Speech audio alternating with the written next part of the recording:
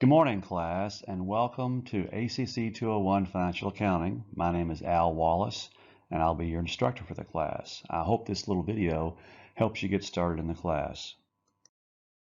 First of all, I'd like to say that you folks are my heroes because I know that a lot of you folks right now are juggling all kinds of things. For example, you got families and children, you got multiple college classes, a lot of you do. And a lot of you have full-time jobs, and so I'm here to try to help you as much as I can and for you to get as much out of the class as you can.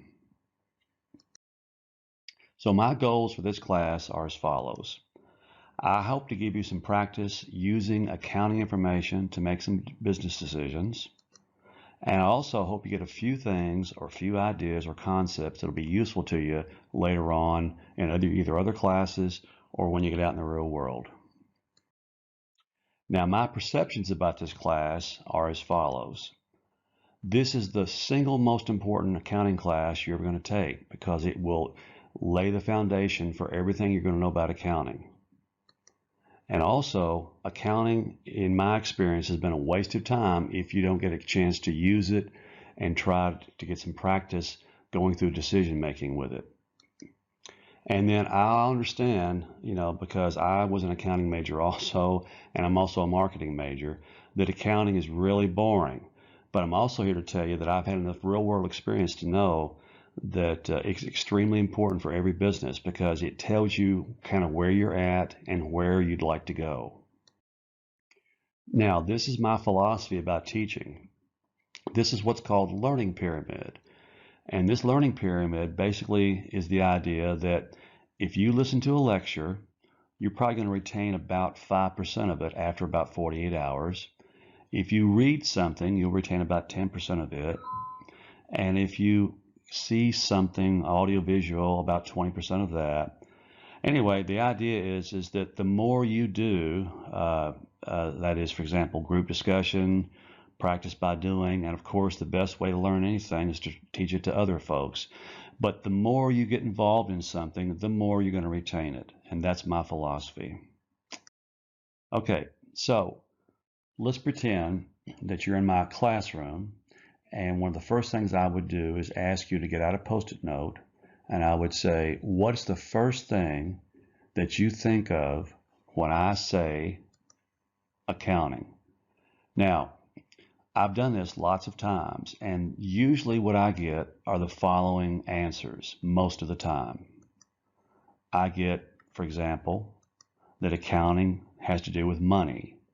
I also get that accounting has to do with numbers, and of course, the number one answer is I'll get the accounting is math.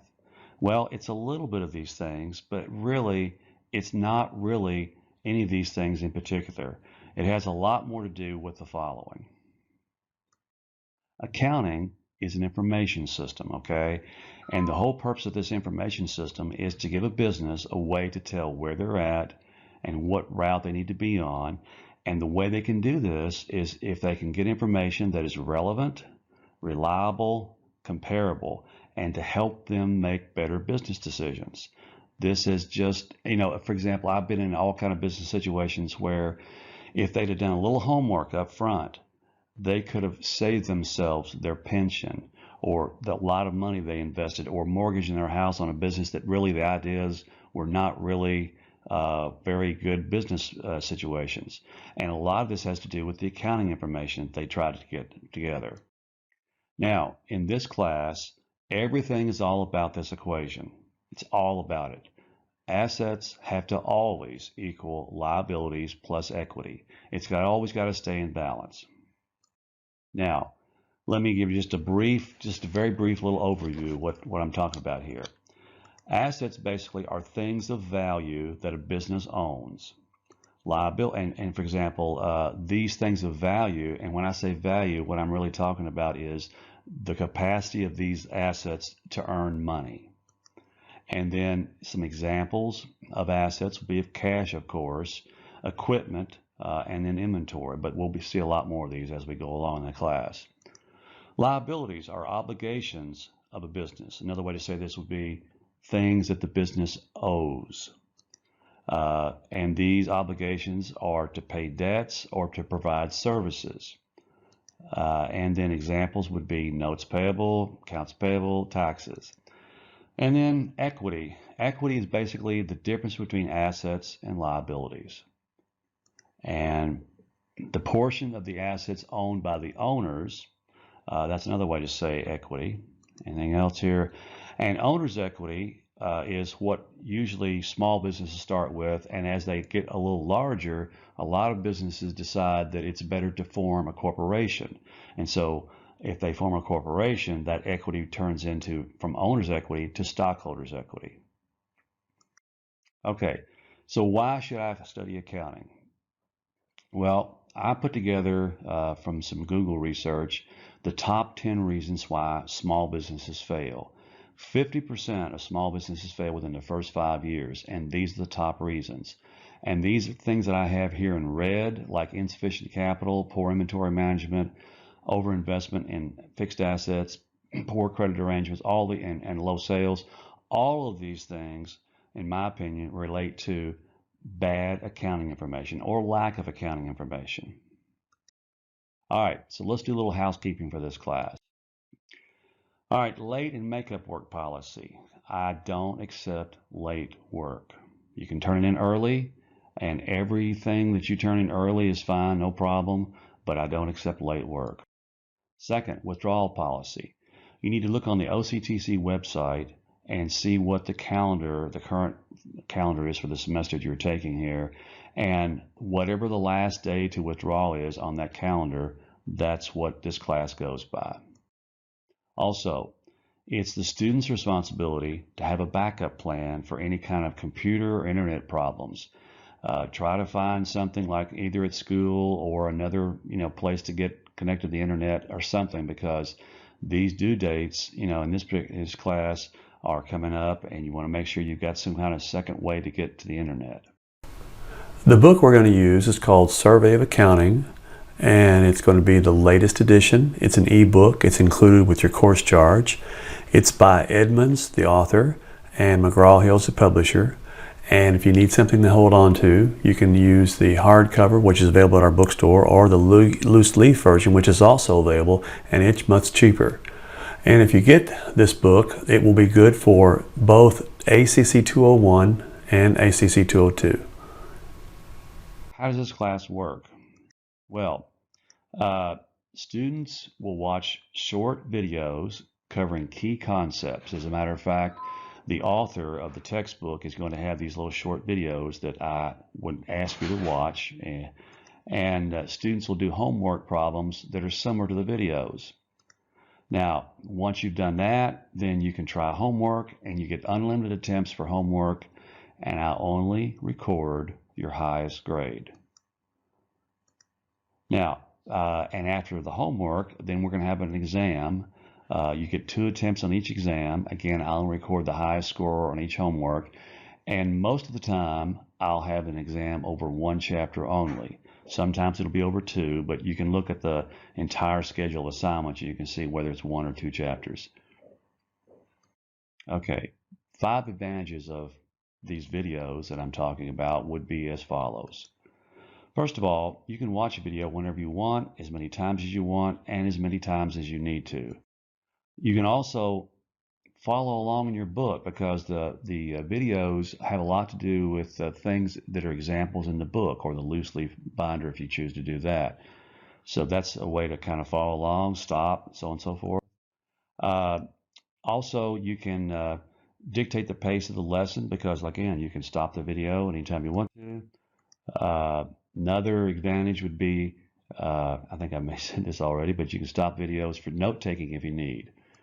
Another advantage would be you can rewatch as many pieces or whatever part that doesn't seem to be something you can follow along with. You can rewatch that as many times as you want till that's clear for you. And then finally, you get unlimited attempts at homework, which I've already mentioned, but it's worth mentioning again. And I only will record your highest homework score in the grade book. So what's my grade based on? Your total grade points earned for each assignment divided by the total points for all assignments will give you a percentage of the total points, and 90% of the total points is equal to the lowest A. That could change subject to needs by the instructor, but that's probably what your grade will be based on. Attention. All assignments are visible on Blackboard. As soon as I release this class to be available for the class, every assignment that you need to take is all there. There's no hidden assignments. There's nothing. I won't release them one at a time. They're all going to be released. And all the due dates are visible for the class on Blackboard. And they'll also be visible for the class when you get to the Connect website. And there's no final for this class. So when you get to the last assignment, the last exam, the last chapter exam, that's it for the class. You're finished. Okay, so getting started with Blackboard and Connect. If you already have a Connect account, a lot of this will be something you won't have to really pay much attention to. But if you're brand new to Connect, which is the platform that McGraw-Hill uses, then you need to pay attention to what I'm about to say here. All right, so when you first log into your Blackboard account, you'll see a screen that looks similar to this. You'll log in, then you'll select the accounting class, which would be my class here, 201, ACC 201 Accounting. And then all the assignments that are on this class and the Blackboard screen will be in a little section where it says assignments. Here are all the class assignments, or it'll be something like that. And by the way, what you're seeing now is a sample screen. Your course screen may look a little different from this, but these are the assignments. You just click on one of those, right? Once you've clicked on that folder, then you can click on any assignment you want to work on, right? So select the McGraw-Hill assignment you'd like to work on. And then if it's the very first time you've been to Connect, and if you're, like I said, a first-time user, you're going to see a screen like this, and it's going to ask you to create a username and a password. And like I said, this is a sample screen, but you're going to have to create a Connect account, basically what I'm talking about here. So you'll see on there, it'll say, you'll make sure that's the financial accounting class, my name, picture, and then also what book it is, although it's not this book, but it'll be the book that we're currently using. And it'll click on register now. And then you go through a little registration process that'll get some information from you. And when you've finished all these little screens of input here, then you'll hit the registration form, click register, click the start registration form there, and then you'll have a Connect account. And once you have the Connect account, then when you go in from Blackboard into Connect, this is what your screen should look like on the student view. Notice each of the assignments are all lined up here, and if you want to find out any information about an assignment, length, or points, or time involved, if there's a time involved, just click on that little lock, and that should open that up for you. Also, if you want to go into the ebook, you just double click here, and there's some other little things across the side here that would be helpful to you, like a calendar and some more. You can just look at those things as you get to using some of those you might use. Now, I must give you a financial aid warning. I'm required to do this, which goes like this. You must complete a handful of the beginning assignments by their due date, and I say all those assignments must be completed, or I am required to report you as a no-show. And if you get reported as a no-show, that could endanger your financial aid. So remember, complete all those beginning assignments at the very beginning of the class. And when you finish an assignment, there should be a little tab over to the left. You can click that and go back into Blackboard and work on other classes or whatever else you'd like to do. Let's see. From this point forward, you can access your Connect assignments by clicking on the assignment links in Blackboard. Like I said, you want to go through that registration process again. They'll take you directly to the assignment you want to complete in Blackboard. And when you're finished with an assignment, the most important thing you can do is click on Submit. If you don't click Submit, the assignment will not get to me. And another thing about these assignments is you might get some kind of a score that you see in Blackboard, but I don't use those scores in Blackboard. The only score I use is at the end of the semester. I'll go into Connect and I will download all the scores into an Excel spreadsheet, and that's what I'll use to figure your grade. If there's ever a question about what your grade is or anything, you email me and I will let you know what I have recorded for you so far. So just keep that in mind, that what you see in Blackboard might be right, might not be right, but I know that whatever is in Connect will be right. Okay. Homework help. Aside from most videos, excuse me, most homework assignments will have a little hint videos. Not all of them, but most of them will. So if you want to look at the hint video, go down to the bottom of the assignment and you'll see, for example, view hint number 1. You can click on that and you'll see a short little flash video that will be very similar to the homework problem. Now, these homework problems also are very similar to what the little instructor video is. Like I said, the instructor, the author of this book, Edmonds, has created a little set of short videos, and then I have lined up assignments that are similar to those videos. So you got 2 sets of help questions there that you, or help ways you can get help. Also, if that doesn't work, you can get content help, that is questions about accounting and so forth, by emailing me. So there's my email address. You can also get this email address by going into Connect and clicking on that and use it that way. And I'm very happy to, and I'll try to get back with you as quick as possible on content help. If you need technical help, like I can't get to the Connect site or something going on with the site or whatever, then that's something I can't help you with. That's something you're going to have to contact McGraw-Hill, and they're really good about this. So there's their number, 1-800-331-5094. You can get help that way. And like I said, they'll walk you through the steps of making sure your computer is compatible with what needs to be compatible on the site, and so on and so forth.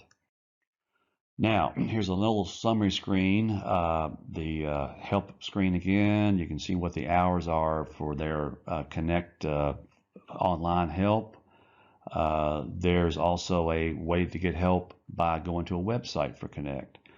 And then, of course, contact me. What else here? Now, I believe that I'd like to thank at this time my assistant who helped me with these PowerPoint slides. And I'll let you read that. And really, that's all I have for right now. So this is goodbye for now. I hope this video has been helpful to you.